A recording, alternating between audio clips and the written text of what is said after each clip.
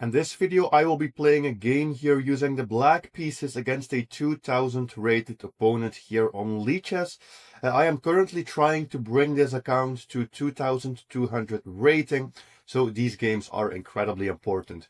So we are playing the Scandinavian defense and we face the very early bishop c4, and against this move there is a very interesting line, an opening variation, which starts with the move pawn to a6. Most opponents don't know what to do against this at all. So we start with pawn a6, then we play knight f6, and then we are going to play the move b5. It is important that you do it in this specific move order. If you don't, you can get in trouble very quickly. So don't forget to play the knight f6 move in between as well. And what we are doing is we are just grabbing space, meaning moving pawns here on the queen side, and then we are going to develop our bishop here. A4 is actually one of the best responses that they can play, in which case we play the move pawn to b4. Pawn to b4, kicking the knight. Depends a little bit where they are going to go, but this is the plan for black. Okay, knight goes back, and then we have this move bishop to b7. I always wonder a little bit about the move a5 as well. It is something that we can play, but it's not a super high priority move. So I'm just going to play bishop here, which is also an immediate threat, as we could take the knight and double their pawns. Right? Knight to e5. Okay, what they are trying to do is they are trying to play for a simple checkmate. Bishop takes f7 is a checkmate that's always available there for white, which is why the pawn move, pawn to e6, is incredibly important. And it's because of this pawn move that we need the bishop on this diagonal. And I know that this looks like a very strange position, like what happened here in the opening. All the pawns are all over the place, but this is basically an opening where we play for the endgame very early, and black always gets a slightly better endgame. Pawn to f3, I am confused. Probably they wanted me to take this so that they could checkmate, and then now they are fixing that problem, but the pawn to f3 is probably not the sharpest way of doing it. So I think probably they should have castled, right? I think white is already in some opening trouble here. Knight to c6. Usually it's knight to d7 that we play, but I think here knight to c6 is good. You don't want to have them keep a knight on e5 for too long. Okay, knight c4, but now their own bishop is really blocked in. So opening is going really well here, I would say. The opening is going well. I think this is one of those moments where we play a5, because if we don't, they play a5 and then they play knight b6. So I think this is one of those moments where we should play a5 ourselves to take away that option from them. And the big plan behind this strategy is always that we want to close in on this light squared bishop and basically try to make it a useless piece. That's a very big part of the strategy. Okay. Bishop e7 probably. All right, and they play c3. So c3 is a standard response here, trying to exchange the pawns, but it doesn't really matter. We have a very good structure, so we can just castle. And we should, one, try to make this bishop useless. Two, you should always try to mess up the opponent's pawn structure on the queen side. That's one of the biggest plans. So for example, if they do take, we have multiple options. Maybe I will take with the knight, adding pressure to this pawn and trying to win a pawn or mess up their pawn structure. Capturing doesn't really make sense, as we help them achieve more central control.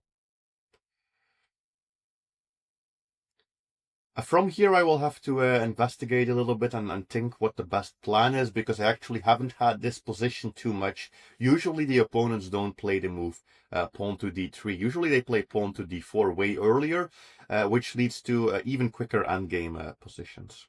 Okay. Rook e1 was not the best move, at least, I think. What are we going to play for here? So a couple of things. This knight is a piece that I would like to get rid of if I can. Although maybe bishop a6, bishop takes knight is a little bit too much. I'm not sure. Do we really want to? Give up the bishop for the knight? I don't think so. Queen c7 is also a move. I'm always a bit worried about bishop f4, which attacks the queen. Then there is pawn to e5. The knight can take that. Then if I take that, I have a pinned knight. Then if this knight moves, I have a pinned knight that's attacked twice. Then I need to play bishop d6. That could lead to trouble. So we have to watch out with that. So we don't want their bishop ending up here. So probably or knight to d5 is then the reasonable next move, since we want to control this square. Also, this puts pressure here, and maybe we can reorient this bishop to the long diagonal and then see if we could win on c3. These positions, as I said, they are always amazing for black, but you need some experience with this. The first couple of times that you play this, you might just completely misplay it. Take some practice to get good at this position. Bishop d2 undefends this pawn, so that's a possible target for us. There is still the pressure here, so I really think this plan with bishop f6 is a good plan. All right. So this is going in the right direction. We are slowly gaining an advantage here against his opponent.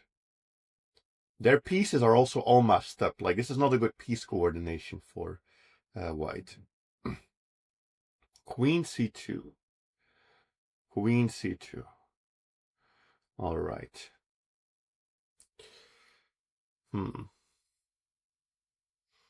So I'm thinking about a couple of things, mostly this unprotected pawn. If I can move my knight, I can win that pawn. So one of the things I was thinking about is taking, because if he takes with one of his pieces and I take, I always end up winning the pawn. The only problem is if he takes with the pawn, we don't gain anything.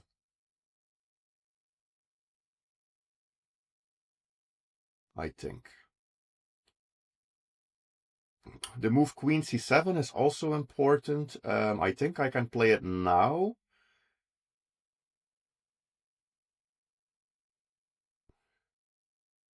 And then that can help us as well to get rooks to the d file. There is something with this pawn going on, so that's a possible target. And we still want to control this square. Like, they added an extra piece, we should add an extra piece as well. Okay, knight here, that doesn't look good.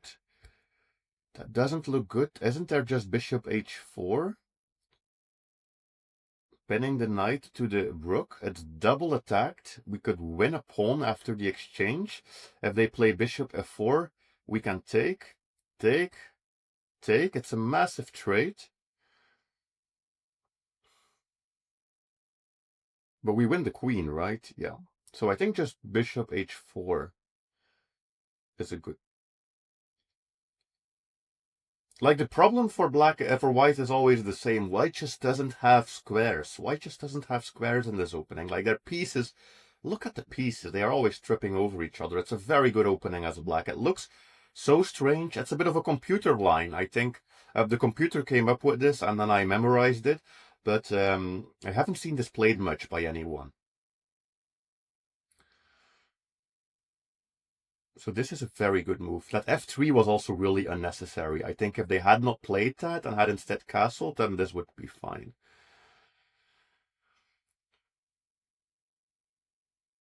Or maybe king f2? I don't know. Does king f2 save everything? If king f2, I'm not sure. Maybe king f2 saves it. Well, saves it. I mean, we can damage the structure, but we don't win anything. We don't straight up win.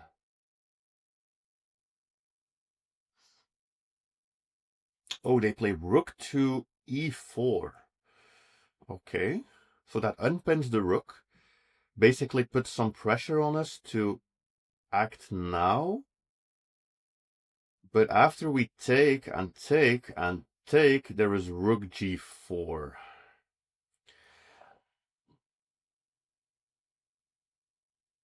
That's a nice move.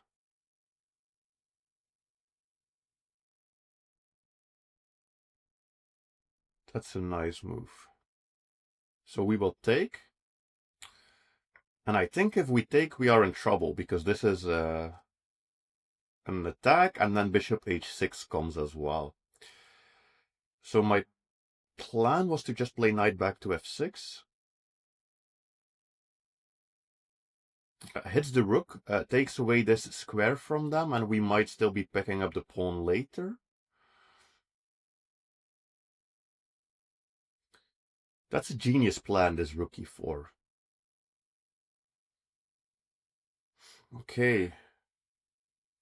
So they have a problem, and instead of solving the problem, they counterattack.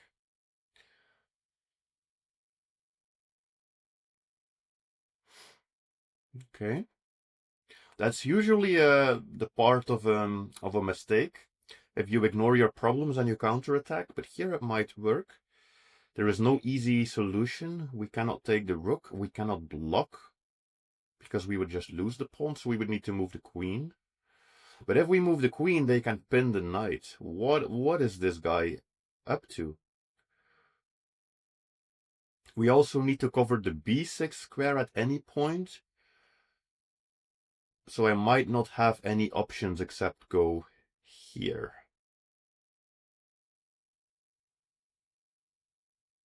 He is defending this very well, incredibly well. Rook e4 was a great resource, I think.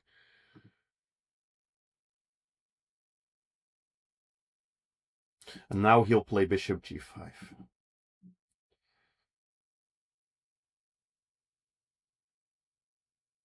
The question is, do we play h6 then? Because if he... Oh, that's strange. That's strange. That... I think he had something going, but that's a strange move. It literally disconnects these two pieces. Oh, he just wanted to protect the pawn, but I think he should have been attacking, right? I think if he just attacks, he can drop the pawn, but okay. Now knight back to d5, right? Or knight came from d5 a little while back. Now knight back to d5.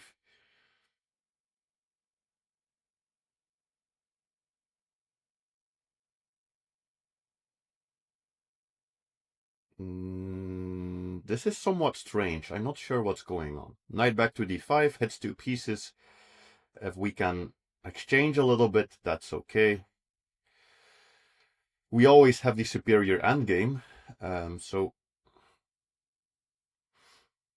trading is fine. Also, the c3 is still a target. At any point, there is the pawn snatch, and then knight takes c3. But I would like to get rid of this bishop. Like, this bishop is a big part of my kingside safety issues.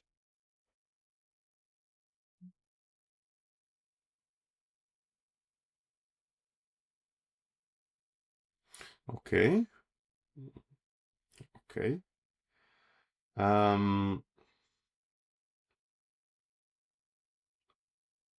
I guess we take it. And if he takes with the queen, there will be tactics. I think. There is no checkmate for him, but I have the knight move with discovery. Which could go here. Knight to d4. Which hits the bishop that's unprotected, and it hits the rook. If they take it, I take the rook. They take back, but I do lose two pieces for the rook. So maybe we don't want that sequence.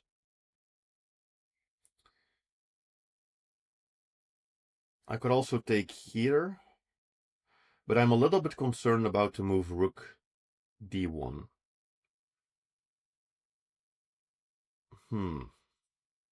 Or I could just play a defensive move, which also hits the rook, and then knight g6. That's like the simple safe plan, this sequence. And the risky plan is probably take, take, take.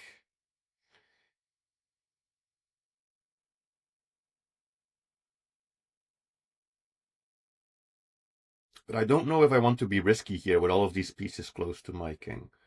And this doesn't work as it's two pieces for a rook.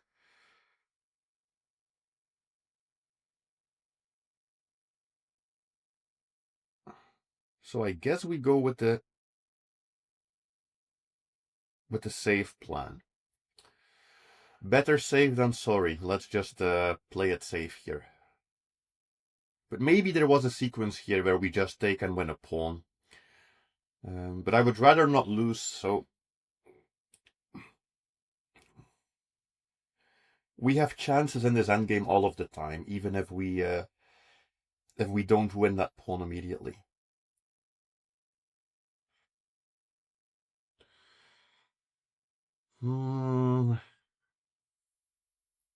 But he is playing this well.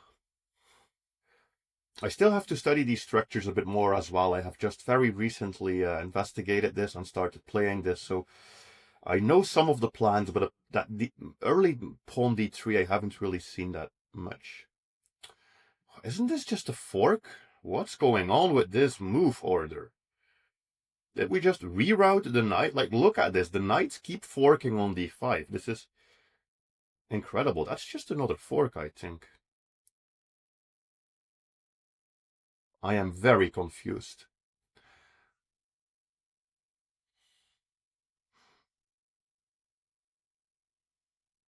Crazy thing, if he plays queen e4 and we take, there is queen takes b7. But it still loses them the exchange.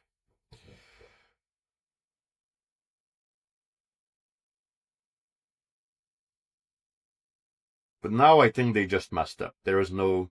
I don't think there's another crazy move that they can play to save everything. The only thing I was always looking at is also knight d6 has been possible. Okay. But now you just... Oh, no, it's not just a straight up free rook. I was going to say, now you just straight up give me a free rook, but the knight, of course, can go back. But now queen takes d3. And the queen can go defensive if necessary. And it hits the knight.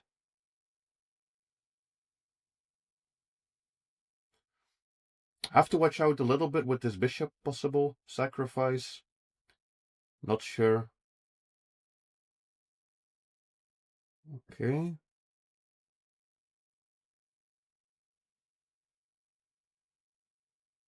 Hmm.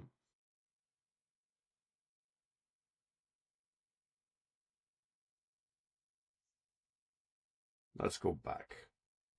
Like, the thing is, as soon as you are up material, there's no reason to do anything crazy. I think we could have taken that, but there's always rook here.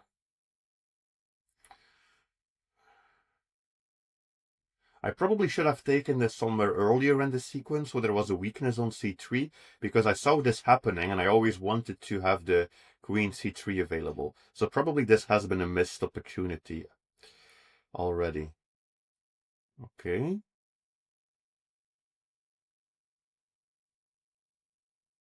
So this is always under threat.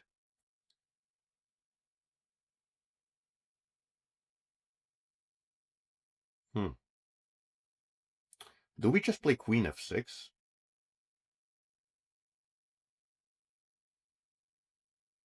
It looks ugly as hell if they take this, but at least the queens are off the board, and with more material, that should be a win for us. Okay. They don't want to, but now I can take here.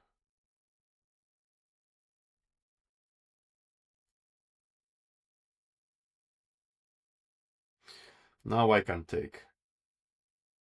But I think I should have done that somewhere earlier in the sequence to create this weakness. And then my queen always had the c3 square and the d4 square to give a check and also trade the queen. So I think we just grab this. It's a threat on the bishop. It's an attack on the knight, which is way too well protected. It's an attack on the rook.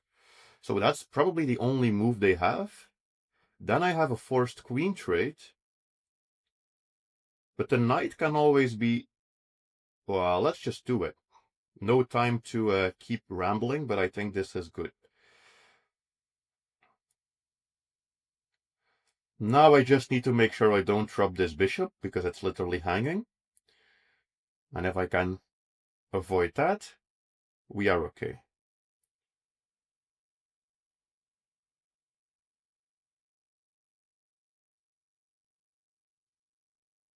I would also like it if we don't drop any rooks.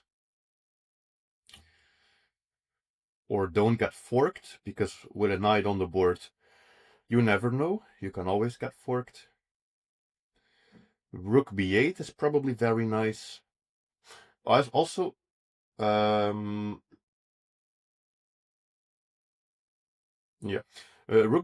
Bishop here was also great because it completely dominates this knight. Like all the squares the knight could go to on this half of the board are controlled. Okay. Let's just attack the knight, I guess. Don't tell me there is this move. That would be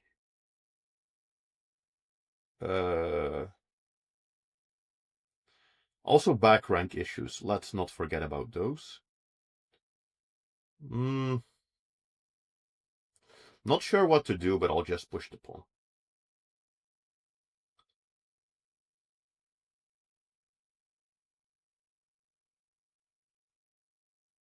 Like, the time is too low to really play any reasonable moves. Yep, that looked like what you were going to do, but I think it's a straight up mistake, as I can attack your knight.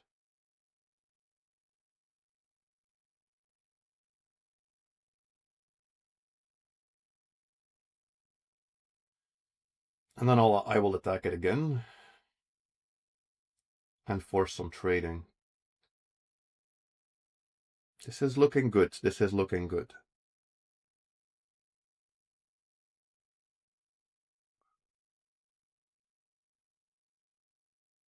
Just always need to be careful.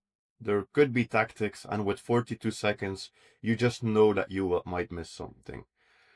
But that's a rook.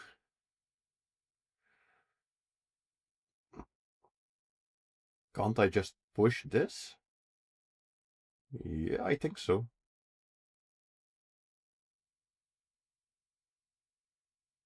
I mean, if he takes, we could take back and then make a queen.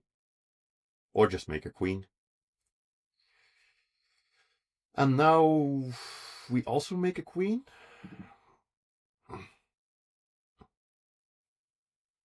And do this. Okay. Was to be expected. That's a check. That's a pawn. If I could win this pawn,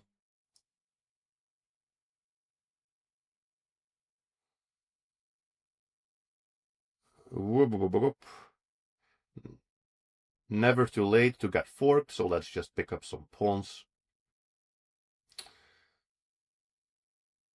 I wish I could just give up my rook for a knight. That would be great. But this is an easy win, I think. That's a pawn. And that's the knight.